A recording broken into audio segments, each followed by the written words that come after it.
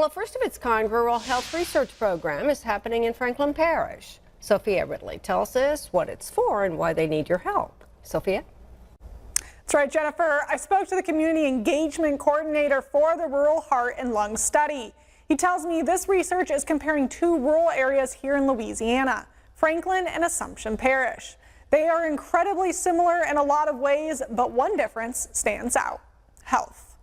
Very similar in most ways, but one, Assumption Parish is 20% better than the national average for a number of health statistics, and Franklin Parish is 70% worse than the national average. That's for blood disorders and cardiovascular disease and a number of other issues. The reason this study is the first of its kind is because it's comparing rural communities to one another, whereas most rural health research is compared to urban areas. We know that we're not doing as well as urban areas. There are some rural areas that are doing better than others, and unfortunately Franklin Parish is doing worse. Carol says Franklin Parish is the worst in the nation for cardiovascular disease-related deaths.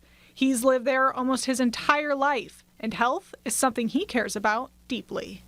I lost both my parents at a young age. I lost my mom to cancer when I was 7. I lost my dad to congestive heart failure when I was 14.